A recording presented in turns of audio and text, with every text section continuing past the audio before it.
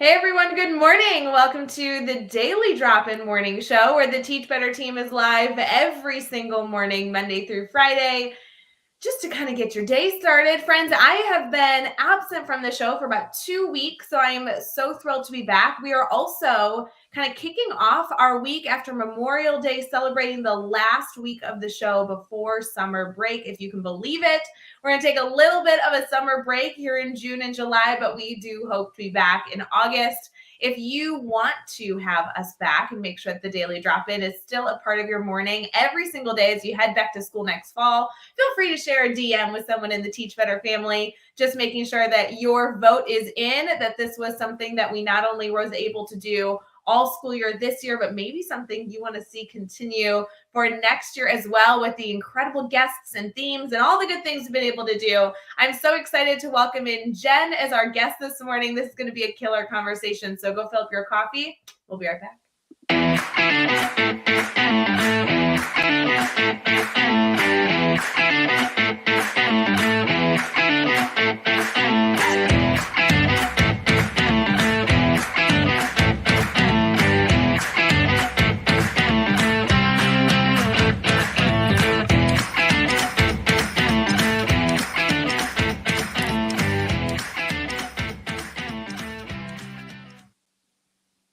Good morning, everyone. Happy Tuesday, May 31st. We have Jen Manly in the house. Jen, how are you doing? I'm doing great. How are you? Good. I so appreciate you joining us bright and early on a Tuesday morning. We're celebrating the end of May, which feels ridiculous already. And shout out to those of you who are already commenting. Good morning to Brianne and all of our Teach Better community joining us this morning. Jen, as you were getting ready for your day, how you feeling so far?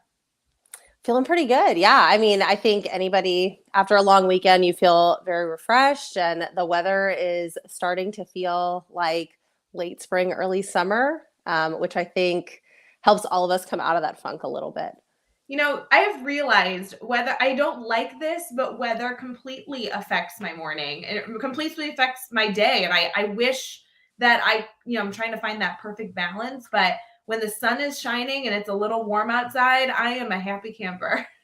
Yeah, no, I totally agree. I think like when I first got into working after college, I didn't realize how much the weather impacted me until it was the winter and I went to like Las Vegas for a trip at the end of February, and I was walking around outside and I'm like, why am I so happy?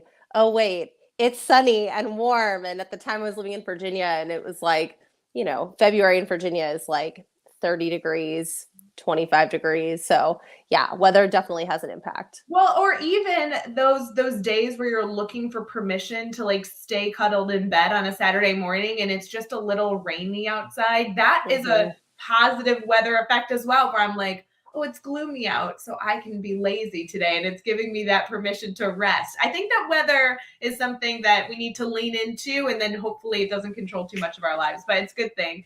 Jen, I'm sorry, we're getting into conversation, but as we get started here, I do want to make sure our community gets to know you and who you are. I feel like I've been kind of following you and you've been in our Teach Better bubble for quite some time, but I don't know that I've ever had the opportunity, well, at least I know it wasn't within the last few years, to interview you. So will you tell us a little about yourself? Yeah, sure. So my name is Jen Manly. I am located right outside, well, not right outside, but about an hour outside of DC, Baltimore area. And I have been a teacher for the last 8.5 years. I started as a middle school computer science teacher, which, well, actually, I started as a career changer and then decided I wanted to teach. And if you've transitioned careers, you know that you need to go into a high need area. And so when I started teaching, I went in as a mid-year tech ed teacher. I taught middle school wood shop essentially for half a year. Yeah. Yeah, so Um, cool. yeah. And then transitioned into computer science. I've been teaching computer science middle school and then high school and college for the last 8 years. And yeah, just really feel like I've found my place in education. And then in the last 2 years, I've started, well, I was doing some contract work over the summer, but the last 2 years I really got serious about my consulting business. And so I am the CEO of the Strategic Classroom, and I do workshops about empowering students and also empowering teachers to, take full advantage of their planning time so that we work less, we're effective, we're efficient, and we have time for the other things that we're passionate about in our lives beyond just who we are in the classroom. Jen, as I'm reflecting, like I can tell you years and years ago, I don't know when, but years and years ago, I know I connected with you and I followed you for ever since. And you were doing such incredible things. You were such a beautiful speaker. You do such good work just supporting other educators. So immediately I was like, all right, Jen Manly, she's in my circle. I know that she's somebody with good, positive energy that's going to be helpful. It's been really interesting over the last few years now, you now also being a part of our like mastermind community with Jeff Gargith. I know you've worked with him a bunch, and I've been hearing about the consulting work that you're doing, and I could not be more excited for you because not only do I get to hear about it just from Jeff bragging about you, but you're impacting even more educators. And I love that you have now kind of made this transition, still working with students, but really focusing on supporting educators holistically. Well, I'd love to hear more about what you're doing in that space. Yeah, so it's interesting because I don't think that it was the space I thought I was going to go into. I mean, so back up. When you were talking a few minutes ago, I was reflecting on when I first reached out to you. I reached out to you because I was like, you're in the classroom, you're doing all of this work on the side. How do you find that balance? And you gave me some really good advice about like prioritize, making sure that when you're with family or you're doing things outside of school, that you're fully present where you are. And when I was teaching, when I started teaching, I was teaching, like I said, middle school tech ed and computer science. I had 4 preps. 3 of them didn't have curriculum at all. And so it was a lot. I was the only computer science teacher in my building. So I had no PLC to plan with. And, I kind of just got to this point where I was like, I have to figure out how to create systems so that I am not working 80 hours a week, 60 hours a week. Like that is not sustainable. And so I would say that the work that I'm doing now, I had been doing work with project management for students and how to empower students. And all of that is really valuable work. But the thing that I kept getting asked about was, well, how are you doing all of this? Like you're in the classroom and you're a great teacher in the classroom and your students are happy. And then you're also like taking grad classes and you're also, you have your business and you're doing consulting and workshops. Like, how are you doing it all? And I was like, well, it's really about setting boundaries and figuring out what systems you can have in place so that you're maximizing the time that you do have.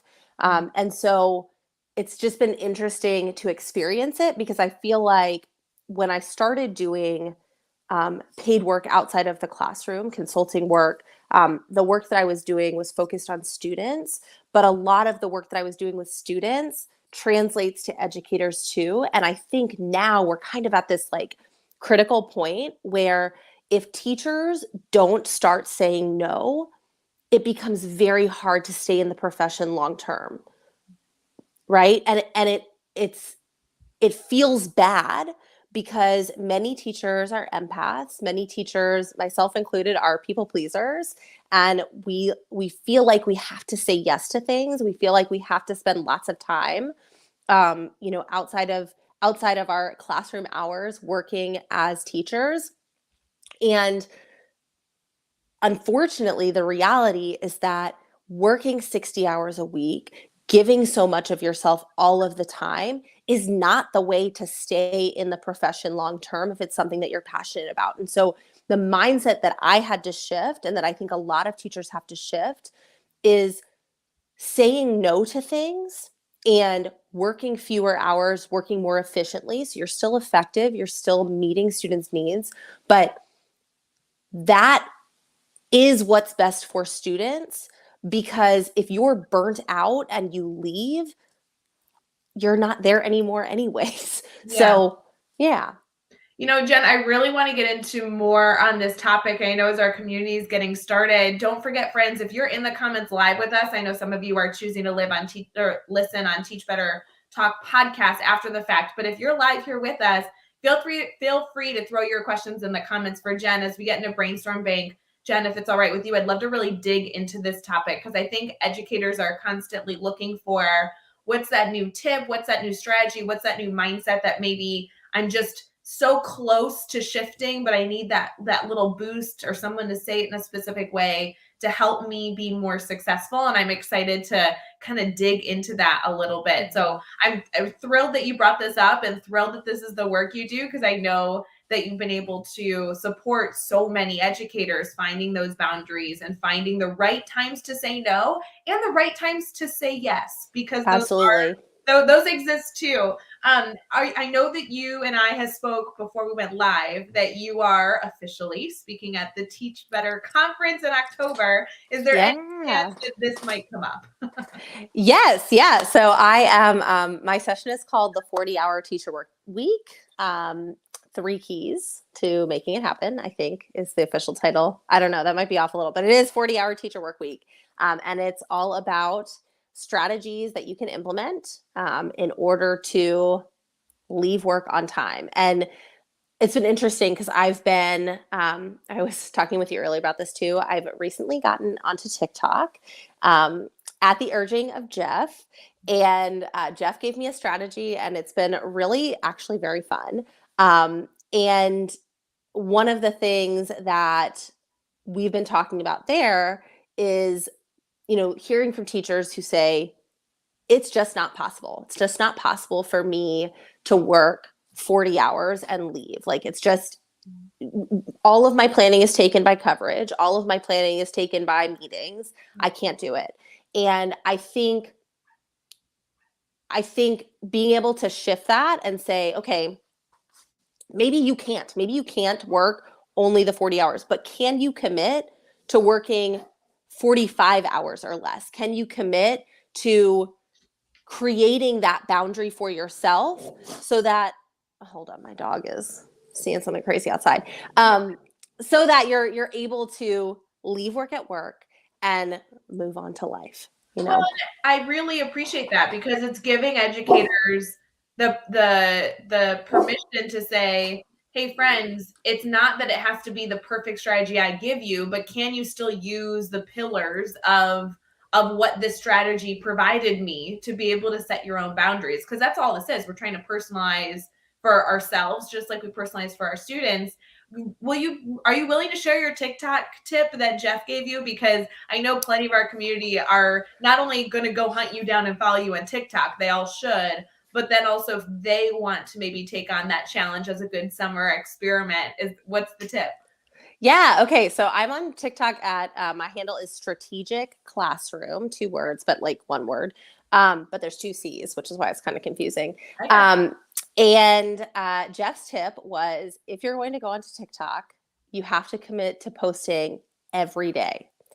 And I did, and it was crazy because I was getting, some people were watching, everything was fine. And then I had the silliest video go viral.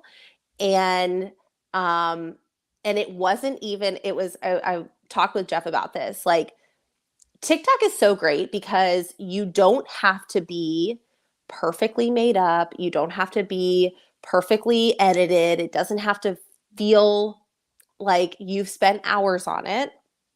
You literally can turn on your phone, record you talking about something, and send it off into the internet. And the first video that went viral, it's like so funny to me because I had seen a video, I stitched it, and I am in this sweatshirt that has like baby spit on it.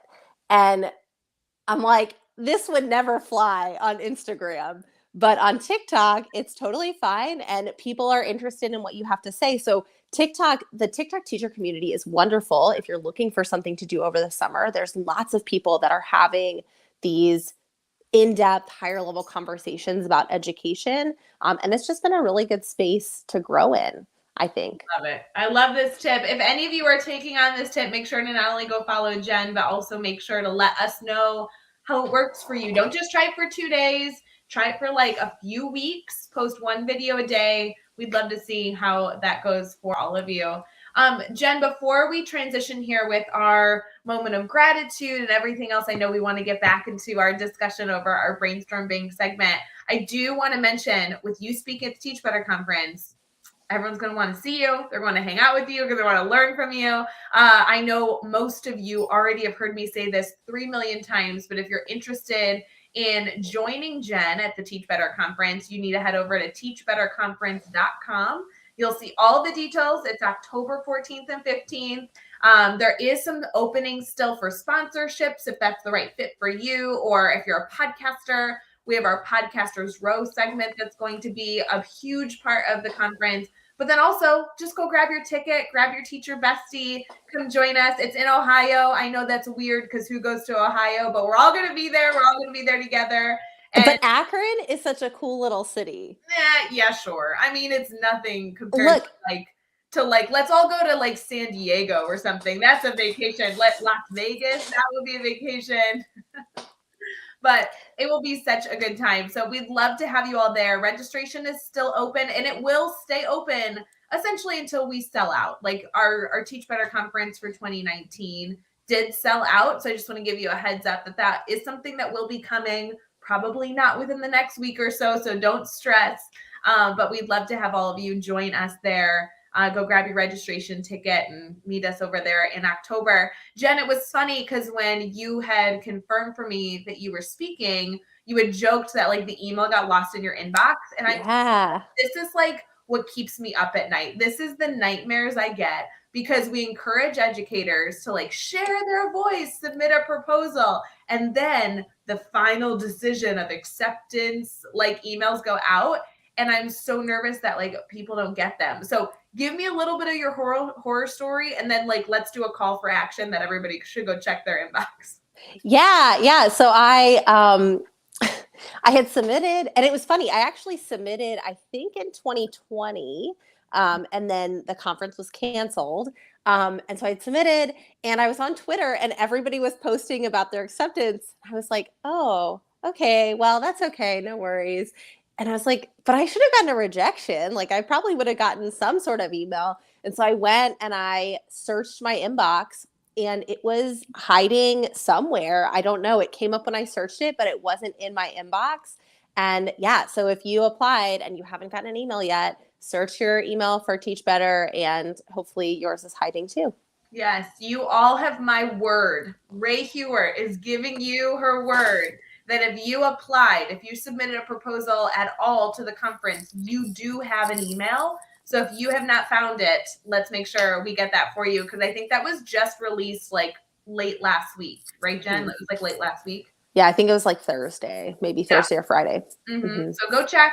Go look in all the inboxes. Make sure you double check those. We are so excited. For those of you that found your email and are excited to be posting that you're presenting, congratulations. And for those of you who may not be choosing to present, we're excited to have you there as an attendee. I'm excited to be there as an attendee, so I'm stoked. All right, Jen, we need to do our moment of gratitude before we forget. We use this app called Happy Feed, and we get to comment like about something that we're grateful for every single day here on the show. And what I love about this is that we actually can revisit these moments later on to kind of celebrate those moments of gratitude. So I'd love to get us started by kind of asking you what you're grateful for this morning. Yeah. Well, lots of big and little things. I think little thing, I am super grateful for the everything bagel and cream cheese that I had. Oh, so yes. good. So good. And then big things, we actually bought a house and moved in last week. And so it's been really nice to wake up in this house that we own. I finished unpacking some of the last stuff this weekend. So yeah, it feels like we live here now, which has been really nice. So makes a big difference for sure. yeah, absolutely. Well, congrats on the new house. Congrats Thank on the you. bagel and cream cheese. You just made me hungry. I'm going to have to do that after the show. We'll be right back, friends. It is Tuesday, so we're headed into our brainstorm bank to kick off the morning.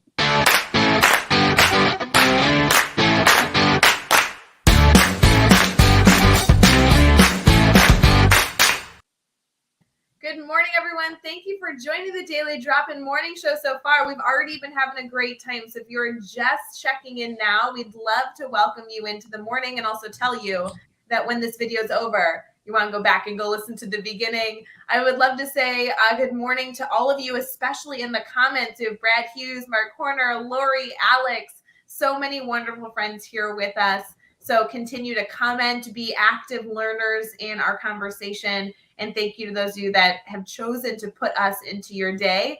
We are celebrating the last week of Daily Drop-In before we take a summer break. So we will miss you this summer, although I want to let you know, guys, the Teach Bar team's not going anywhere. We got tons going on this summer. So if you're looking for activities or ways to continue to be involved in our community, don't forget to reach out or just check our website at teachbetter.com.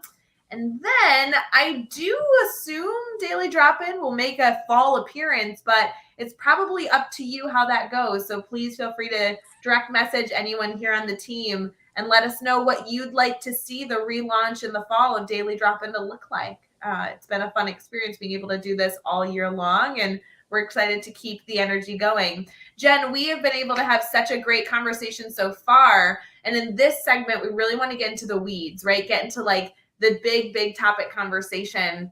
There's a lot that I want to go back to that we kind of touched on at the beginning of the show. But one of the things specifically I wanted to highlight is that our theme this week is really all about being our best self, right? Mm-hmm. A lot of educators are finishing the school year or continuing with just a few weeks left with students. How do we keep our best self? I think this theme works perfectly with what you were discussing earlier around ensuring that you are setting boundaries for yourself. Would you mind speaking a little bit to that to kick off this conversation? Yeah, definitely. So I think that, like I mentioned earlier, as teachers, we feel like we have to say yes to everything. And you mentioned that, yes, it's important to know when to say no. It's also important to know when to say yes. And the best piece of advice that I ever got, that I think every teacher should sort of internalize and use as a guidepost, is if it's not a hell yes, it's a no. Yes. If it's not a hell yes, it's a no. Yeah. And if it's a hell yes, then it's a yes, right? But we're getting into the end of the school year, and this is when I was a newer teacher and I said yes to everything. This is when I started getting asked about things for the next school year. Yes. Everything. Yes. Everything. Yeah. So if that's you and you're getting to the end of the school year, you're getting ready to get a summer break to get refreshed and re-energized, and knowing that this is when schools are starting to set up for their next year, keeping in mind what you're saying yes to and what you need to say no to. And I think a lot of times as teachers, we think one of two things. We either think we can't say no, or they're going to think badly of me, or I'm going to get in trouble for saying no. Or we think if I don't say no, then this isn't going to happen for the kids. And an example that I like to talk about is when I was, the last year I was teaching middle school, I was asked to run the yearbook. And I was already doing other clubs. I was already doing these other things. But in my head, I was like, well, if I don't say yes to this, the kids aren't going to be able to have yearbook. Right. So I have to say yes to doing the yearbook. And it was a really rough year doing yearbook. I mean, like, it was a good year, but yearbook itself was very time consuming. If you've ever done middle school clubs at any level, they need a lot of guidance. Yeah, I ended up doing a lot of the yearbook.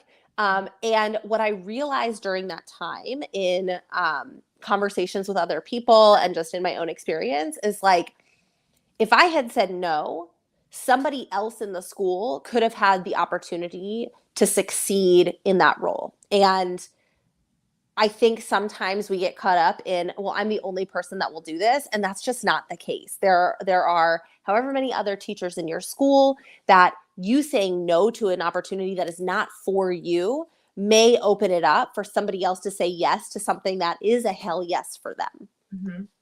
So, yeah, no, I think it's so important to be doing this all the time throughout the year, but especially at the end of the year. I love that you're highlighting the fact that this is the time that, the leadership walks into your classroom during your 5 moments of breather, and they say, hey, track coach open next year. I think you'd be really good for mm-hmm, that. Or, hey, it looks like with numbers, we're opening up another section. Would you mind taking this on? Or, hey, we're going to move such and such. Can you make this adjustment? And it's never that you don't want to put your best foot forward. You want to always ensure that you are a part of a successful collaborative school community where you can lend a helping hand and be a part of the family. mm-hmm, But finding that balance and making sure that it's good for you and sustainable. I think sustainable is mm-hmm. a huge element, because at the end of the year when the sun is shining, we talked about the weather earlier, at the end of the year when the sun is shining and you're celebrating field day and you're in a great mood because you're on your last day of school, it's easy to say yes to things that your Mm-hmm. future self will say, wait, we were already so overwhelmed. Why are we saying yes to another? Yeah, yeah. And so this is the other strategy that I use, that I think all teachers should use. Uh, and it's taking a 24-hour window before saying yes to anything. Yes. So if somebody comes and asks you to do something as you are, like you said, you're at field day, everything is great, or you're packing up your classroom and you think you have, you're like, okay, good, I'm in summer mode, I'm in a great mood. Anytime somebody asks me to do something, I give it a 24-hour window before I say yes or no. So It I gets you, love this. Wait, and we're going to get to it. We have a question in the comments. We'll get to in a second, but finish your thought. yeah, so it gets you out of that emotional space and allows you to get into your logical brain and to think about, like, what are the pros and cons of me saying yes? And for me, I then go process with my husband because I'm an external processor. And so for me, like actually talking out the opportunity and having him ask questions about it helps me to get to this place where I, feel really confident. Either I know that it's not for me, or I feel really, really confident in my decision to say yes. And so not only have I taken the time to make sure that it's something I actually want to do, but now going into it, I feel really good about that yes. What I love about this strategy, Jen, of taking 24 hours or whatever equivalent someone may Mm-hmm. need, is that you can request that you need 24 hours to think about it in a very lighthearted way that doesn't Mm-hmm. create any concern. Because a lot of educators struggle to say no because they feel badly saying no. It's hard to actually just like say it, right? Like it's hard to communicate Mm-hmm. something that you know is going to disappoint or you think is going to disappoint someone else. So the strategy of someone coming up and asking you a question and you already knowing that you have a 24-hour rule and being able to say, gosh, I so appreciate that you thought of me, right? I'm going to celebrate that you came to me because I'm so awesome. And I'm going to take some time. I'm going to take 24 hours, but I will let you know tomorrow, right? That like, Mm-hmm. it gives you permission to share the positivity and love and appreciation that you want to share to the other person requesting something, but then later be able to say, you know what, I thought about it. I'm showing that I really put the time and effort to consider your request.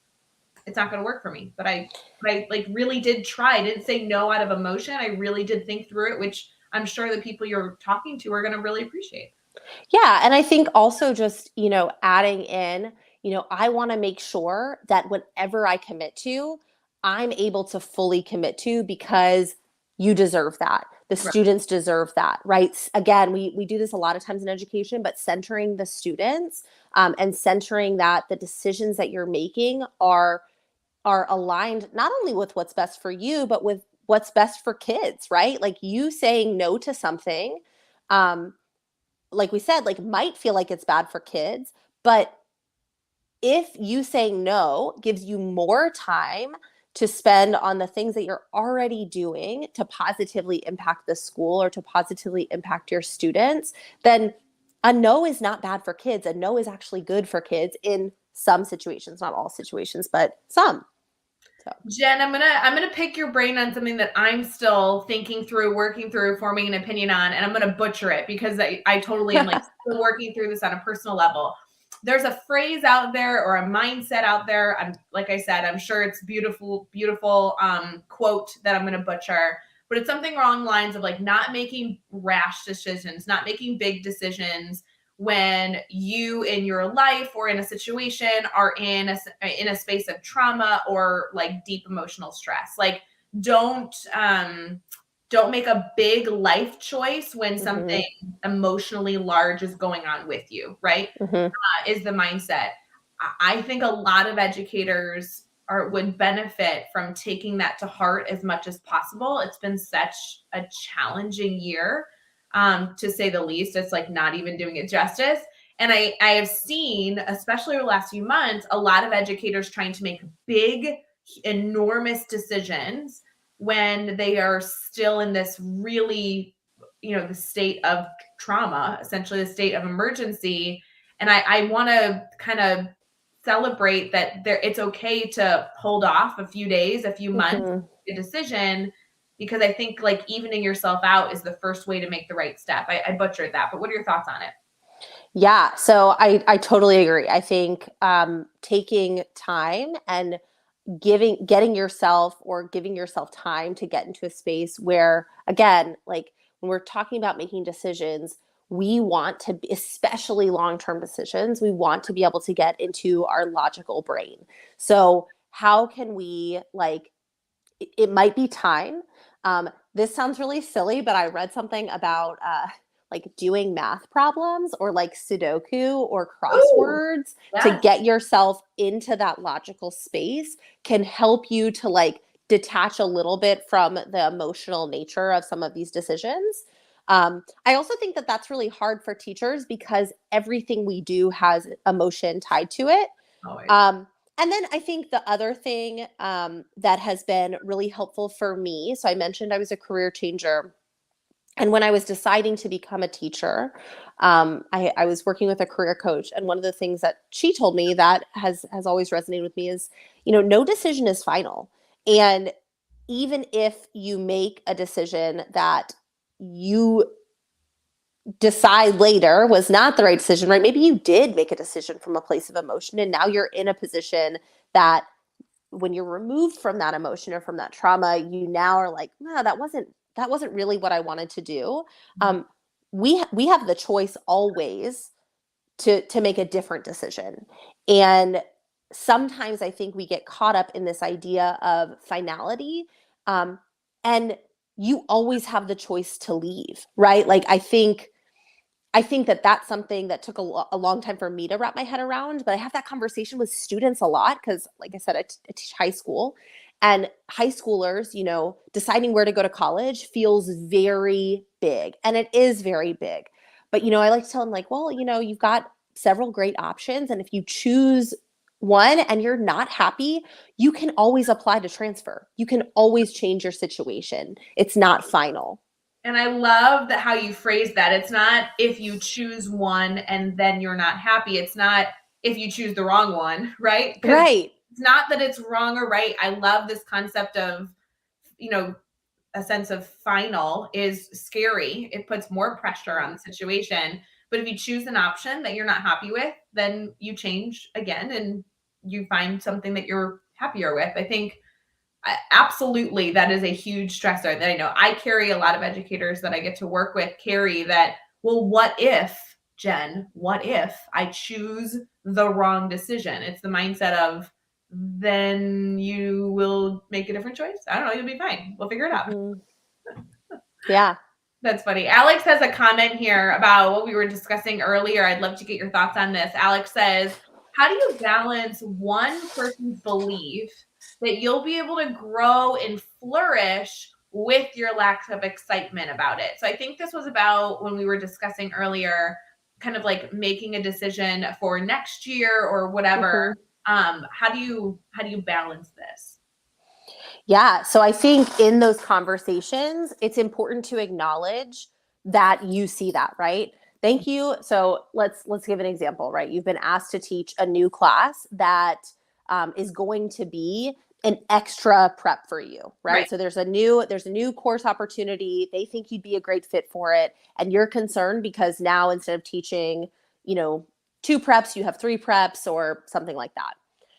I think it's important to acknowledge it, to say, thank you so much for seeing my potential for this course. It feels really good to know that you think that this is something that I could be successful at. And I also see the potential for professional growth. Mhm. Um, my concern is XYZ. So in that case, right, like my concern is that I'm already struggling to do 2 preps. I don't have enough planning time to be able to effectively do 2 preps. And I'm concerned that taking on a 3rd prep that I've never taught before, that might be totally new to the school, that's in addition to the 2 other preps that I have, I'm concerned that I'm not going to have enough time to be able to effectively teach that course. But I'm afraid that it's also going to negatively impact the 2 courses that I've already taught and that I'm going to have to continue to teach. And so, in order for me to be really excited about this opportunity, something would have to shift off my plate.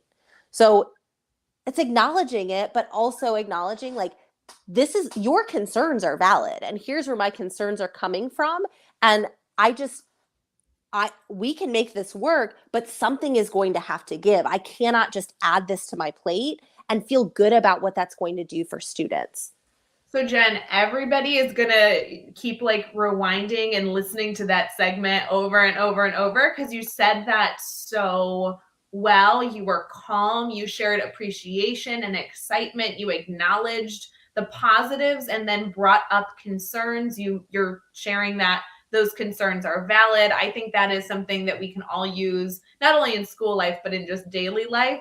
And what I appreciate is that I was going to say, Jen, you were so articulate, right? Like that was such a calm way to share your thoughts. You were extremely clear. How can we all be like you? But you actually shared a strategy of how we can do what you just did by taking those 24 hours. You're not responding emotionally. Mhm. You're taking 24 hours to think about it, and you're forming your next statement, your opinion to go back. And I think that it's so cool that all your strategies that you've been able to share thus far really all blend into one another so you reach that successful endpoint in the end.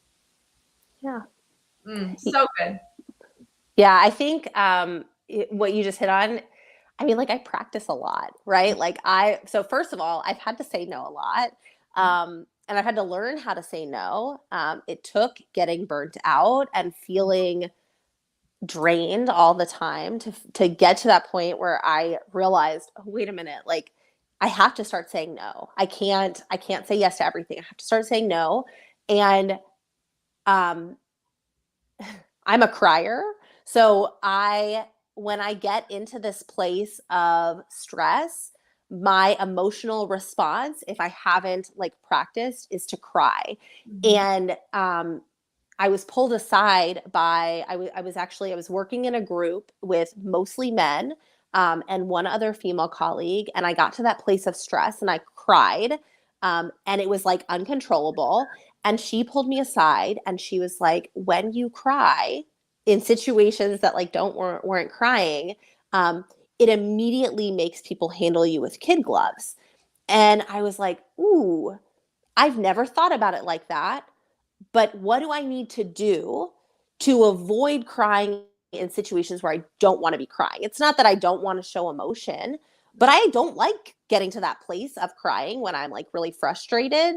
And so I've done a lot of practice, right? And like you said, that 24-hour window gives you time. If you're somebody who needs to practice and externally process, it gives you that window to do it and to do it with other people if you need to. I love that growth, that opportunity to really ensure that it's not that you can't react that way, but that you have the opportunity to control how Mm-hmm. you meander through a situation or a conversation, and that you have the power to keep yourself calm Mm-hmm. and give yourself time and space to be the person that you want to be in each one of these situations. So good. Jen, I have so many things that I want to keep talking to you about. We are unfortunately running out of time here, but I just want you to know that I not only hope that everybody in our community goes and connects with you, but I know that you are always open for future conversation. So if somebody's listening right now and they're enjoying this and they want to pick your brain more, ask you follow-up questions, I just want to encourage our community here. Please go reach out to Jen. She's always up for a phone call, trying to find time to coach you through a lot of this work. And this is the work that you do. I know that you do so much, but one of the many ways that our community could benefit from learning from you. So I really appreciate you diving into this topic specifically because I think it's extremely timely. Yeah, awesome. Jen, we have a few more things I want to get done. One of which is we have our good news story here that we're going to do in just a second. And then because we weren't live yesterday, we didn't do like an upcoming this week. Do you mind if we like fit that in at the end of the show for anybody? Yeah, let's do it. The rest of the week. All right. So we'll be right back with good news. And then we got one more thing for you.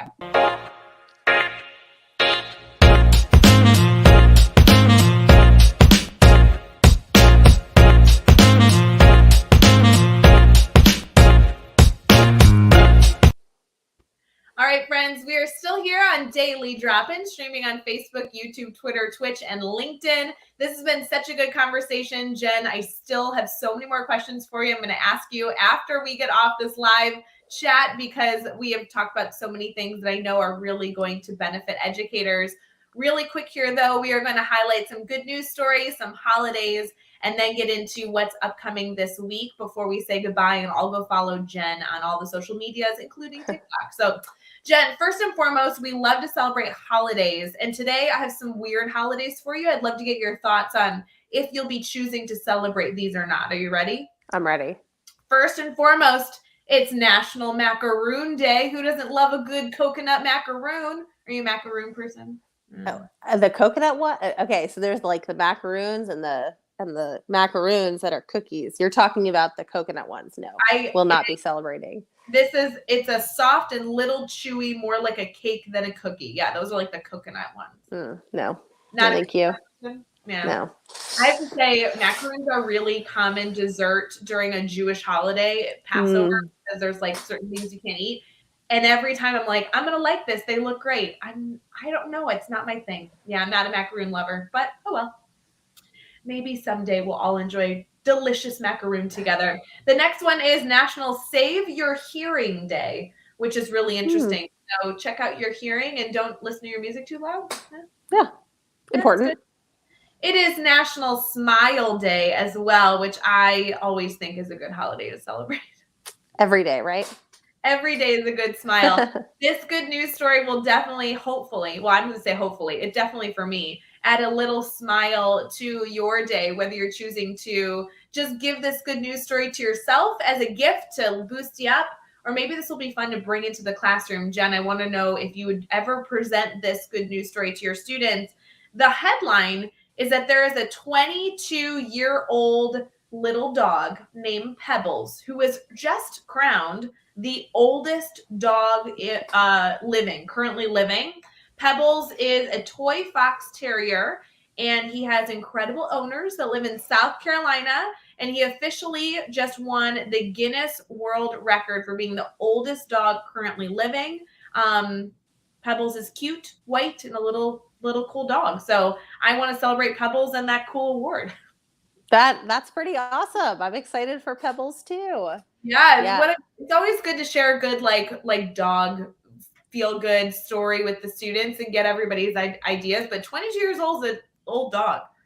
Yeah, for sure. No, that was honestly the pets was one of my favorite parts of virtual teaching last year. Yes. That was, I had my first and second period did not love to have their cameras on, but if you were like, anybody have a pet? You want to show off your pet? Cameras immediately. Yep. So yeah, it's a good story. I also love like Guinness World Records are just fun. Some of them are a little creepy, not my vibe, but some of them are like really interesting. Bringing that into the classroom for discussions, or I know that it was always like a book I had in the back of my library. Like it's just interesting to see the weird things in our world that we consider world records. I think that's so fun. Agree. All right, friends, we are going to do one quick thing before we end here. And we're going to give you a little preview of what's coming up this week since we were not able to do that yesterday. Since yesterday was Memorial Day, we took a day off of the show. So we're going to highlight this last week, especially since it's the last week of our show before summer break. So we'll be right back.